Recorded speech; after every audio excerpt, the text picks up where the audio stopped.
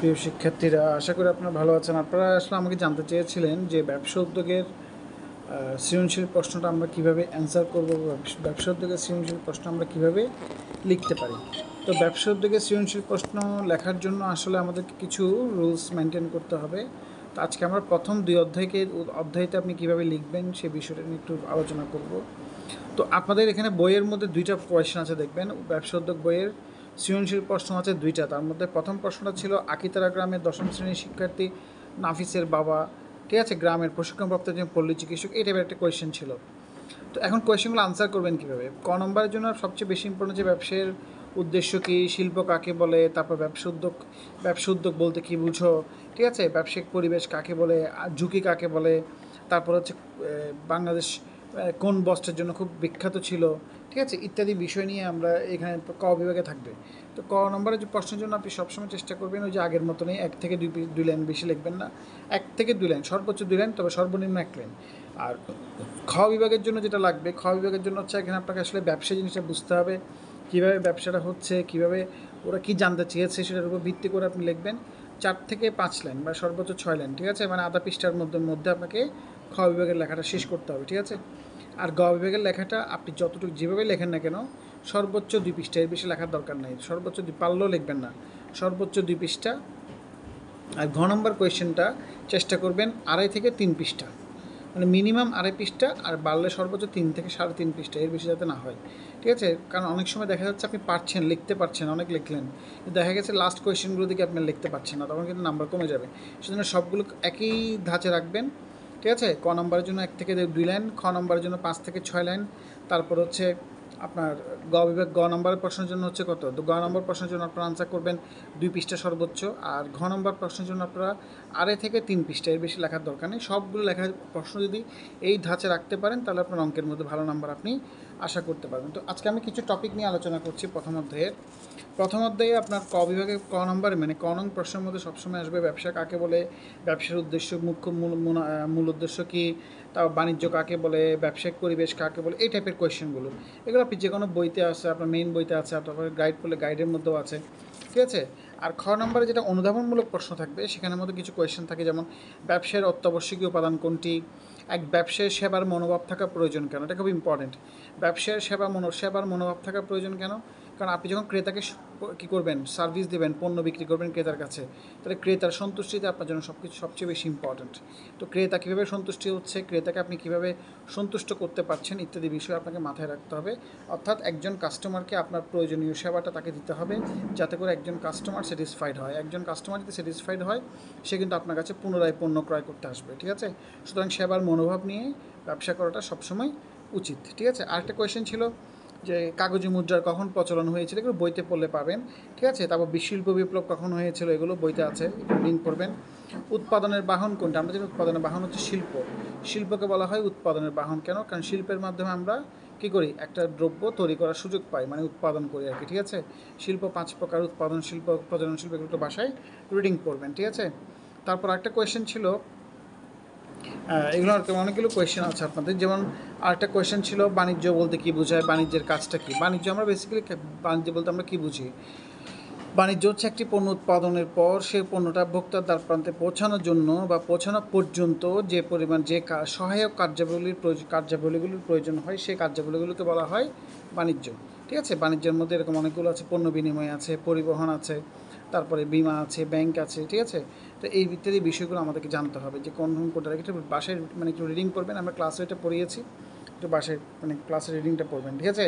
আরেকটা হচ্ছে বাণিজ্যকে বলা হয় ব্যবসা টু ব্যবসা বলতে বোঝায় বি টু বি কেন বলা হচ্ছে ব্যবসা টু ব্যবসা, কারণ এখানে আমরা একটা প্রতিষ্ঠান আরেকটা প্রতিষ্ঠানের সাথে কাজ করছি। যেমন ধরুন আপনি যখন কোনো একটা পণ্য উৎপাদন করতে যাবেন, একটা পণ্য চিটং থেকে ঢাকা সরবরাহ করবেন, আপনাকে একটা পরিবহনের মাধ্যমে পাঠাতে হবে বা কুরিয়ারের মাধ্যমে পাঠাতে হবে, সেক্ষেত্রে আপনি কোনো না কোনো অন্য একটা প্রতিষ্ঠানের পরিবহনটাকে ব্যবহার করছেন।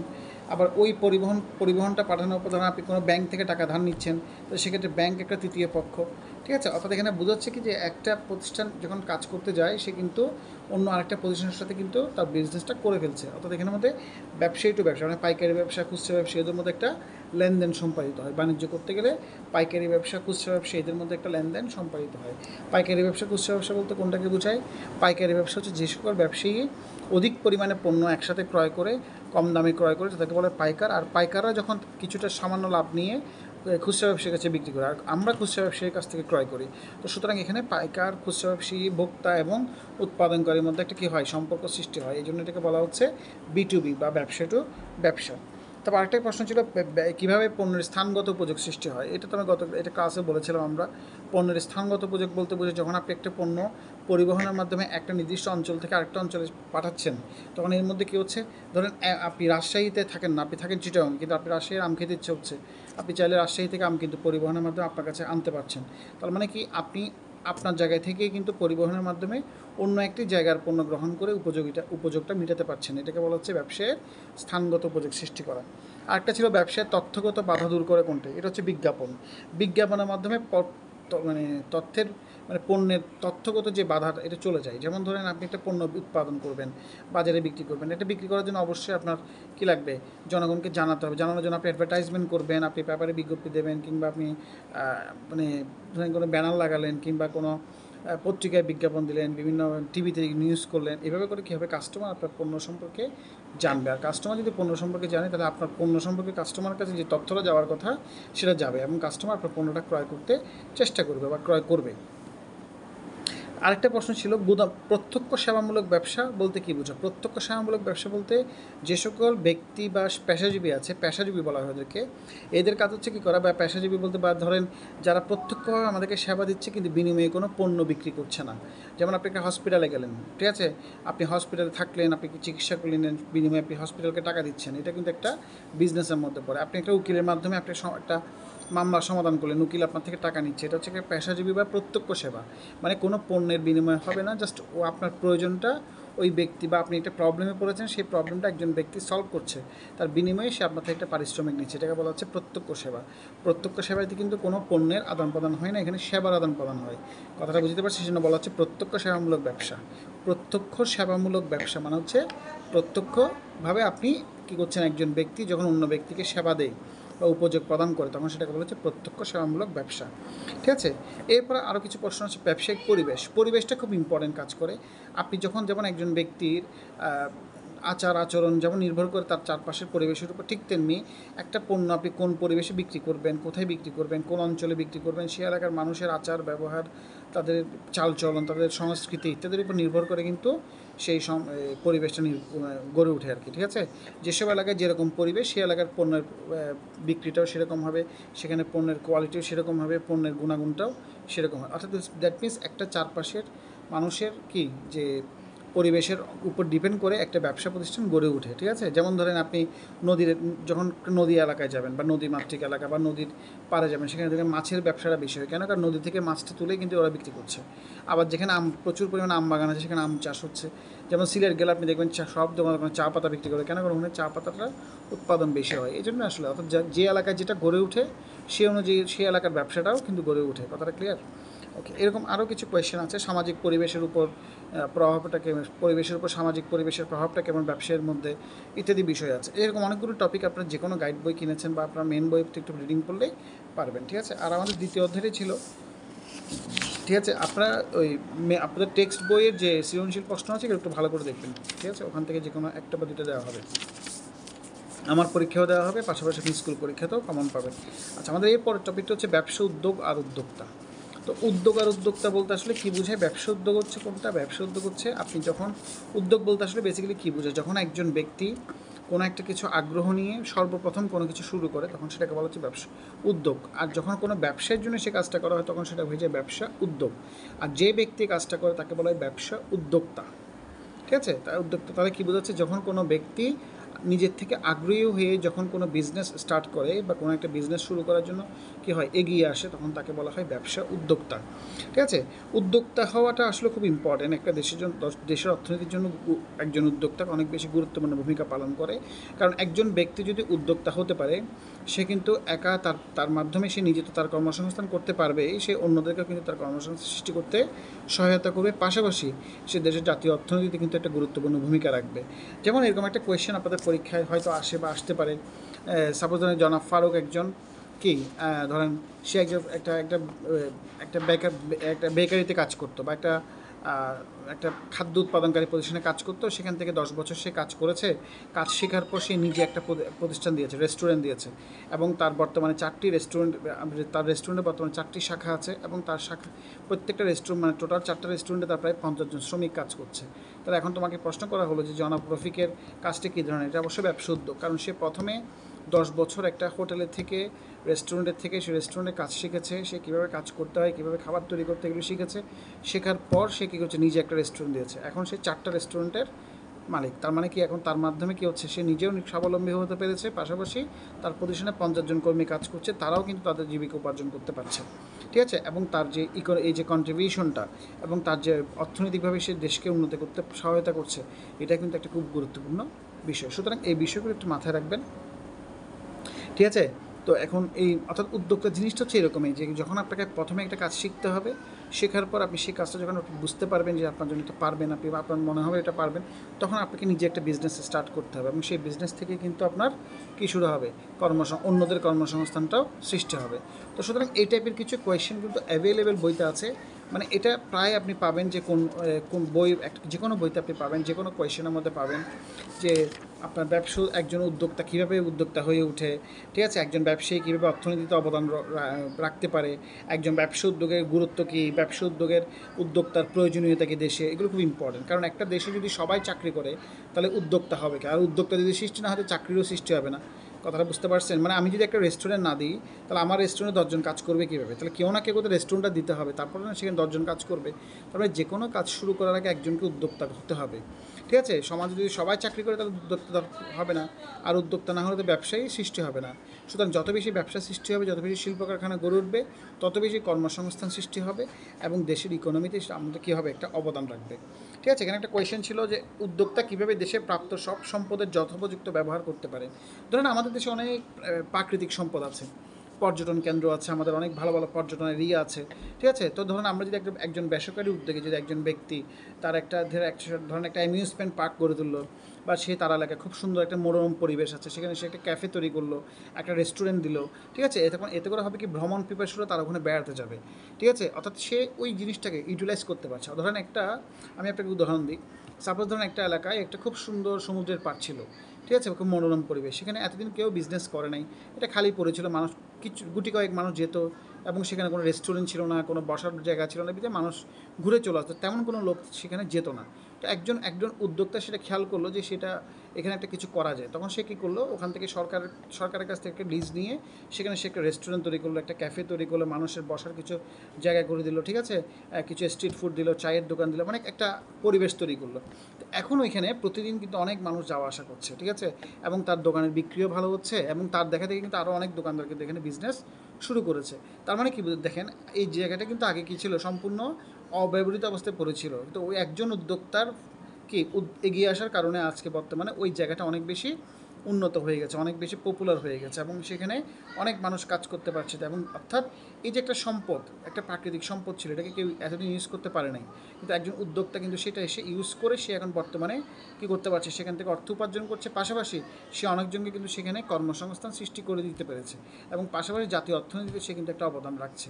তো সুতরাং এইভাবেই কিন্তু উদ্যোক্তারা একটা দেশের মোট সম্পদটাকে কাজে লাগাতে সহায়তা করে, ঠিক আছে। কারণ কেউ যদি বিজনেস না করে, এই সম্পদগুলো কিন্তু আনইউটিলাইজড অবস্থায় থেকে যাবে, ঠিক আছে, ঠিক আছে। উদ্যোক্তা জন্মগতভাবেই উদ্যোক্তা, আসলে এটা একটা সত্যি কথা। অনেক ব্যক্তি আছে দেখবেন আপনি জন্মগতভাবেই, ধরেন ওরা পরিবারের সবাই ব্যবসায়ী, কিংবা ধরেন তার চারপাশে যে মানুষগুলো যে সবাই ব্যবসা করছে, উদ্যোক্তা আছে, কোনো কিছু উদ্ভাবন করছে, তো এগুলো যখন একটা মানুষ দেখবে, তার মধ্যেও কিন্তু কিছু কিছু উদ্যোক্তার কি প্রতিফলন অবশ্যই থাকবে। তবে হ্যাঁ, এটা ঠিক সবার ঘরে যে উদ্যোক্তা থাকবে তা কিন্তু না। হয়তো অনেক সময় দেখা যায় একজন ব্যক্তি ছোটোবেলা থেকে কোনো কিছু করার আগ্রহ, তার সব কিছুতে সে এগিয়ে আসে, তার উদ্ভাবনী একটা জিনিসটা বেশি আছে, তার বাসায় হয়তো কেউ করে না, কিন্তু সে কিন্তু জন্মের পর থেকে কিন্তু তার মধ্যে এরকম একটা যেরকম বড় হওয়া শুরু করলো, সে কোনো কিছু নতুন কিছু করার জন্য আগ্রহী হওয়া, ও কোনো কিছু এগিয়ে যাওয়া, কাজ করার জন্য কোনো কিছু উদ্যোক্তা গ্রহণ, মানে কোনো কিছুতে নিজেকে মানে কি একদম সম্পূর্ণ কন্ট্রিবিউট করা ইত্যাদি বিষয় যখন সে করা শুরু করে, তখন থেকে বোঝা যায় তার মধ্যে একটা উদ্যোক্তার সুলভ আচরণ ক্রিয়েট হয়। তার অর্থাৎ একজন ব্যক্তি কিন্তু এটা জন্মগতভাবে বা তার পারিবারিকভাবেই চলে আসে, আর বাকিটা হচ্ছে সে পড়ালেখার মাধ্যমে, শিক্ষণের মাধ্যমে, প্রশিক্ষণের মাধ্যমে তার মধ্যে উদ্যোক্তা যে বৈশিষ্ট্য এগুলো গড়ে ওঠে। ঠিক আছে, আপনারা অনেক সময় দেখবেন আমাদের চারপাশে অনেক বড় বড় ব্যবসায়ীদেরকে দেখলে আমরা কিন্তু ইন্সপায়ার্ড হই যে ওনার মতো যদি আমি একটা ব্যবসায়ী হতে পারতাম, ওনাকে যদি আমি ফলো করতে পারতাম, তাহলে অর্থাৎ ওই একজন বা দুজন ব্যক্তিকে দেখেও কিন্তু অনেক সময় অনেকজনে কী হয়, ব্যবসা উদ্যোগের প্রতি আকর্ষিত হতে পারে। সুতরাং আমরা বলতে পারি উদ্যোক্তা কিন্তু সবসময় জন্মগতভাবে একজন উদ্যোক্তা মতনই কাজ করে। ঠিক আছে, এটা আসলে তার ডিপেন্ড করে তার কোন এলাকায় সে বড় হচ্ছে, কী দেখে সে বড় হচ্ছে, এগুলোর উপর ডিপেন্ড করে একজন উদ্যোক্তা সৃষ্টি হয়। তারপর উদ্যোক্তাকে সুযোগ সন্ধানী বলা হয়, অবশ্যই, কারণ অপরচুনিটি আপনার কাছে সবসময় আসবে না। কোন সময় কোন অপরচুনিটি আপনাকে ক্রিয়েট করতে হবে, কোন সময় কোন অপরচুনিটি আপনাকে গ্রেপ করতে হবে, এটা আপনাকে জানতে হবে। ধরেন আপনার এলাকায় একটা প্রাকৃতিক সম্পদ ছিল, আপনি চাইলে সেখানে একটা পার্ক করতে পারতেন। ঠিক আছে, সেখানে অনেক মানুষ আসতো, আপনার ইনকাম হতো, কিন্তু আপনি সেটা করবেন করে করেন না। কিন্তু আপনার পাশে বাড়ির একটা ছেলে, সে কিন্তু ওই উদ্যোগটা গ্রহণ করে বর্তমানে সে কিন্তু অনেক টাকা ইনকাম করছে। তার মানে যে কাজটা আপনি করতে চেয়েছিলেন করেন নাই, সে কিন্তু এটা করে ফেলছে। তার মানে এটি হচ্ছে সুযোগ সন্ধান। যখন আপনি সুযোগ পাবেন, ওই সুযোগটা আপনাকে কিন্তু 100% কাজে লাগাতে হবে, তখনই কিন্তু আপনি একটি সফল উদ্যোক্তা হতে পারবেন।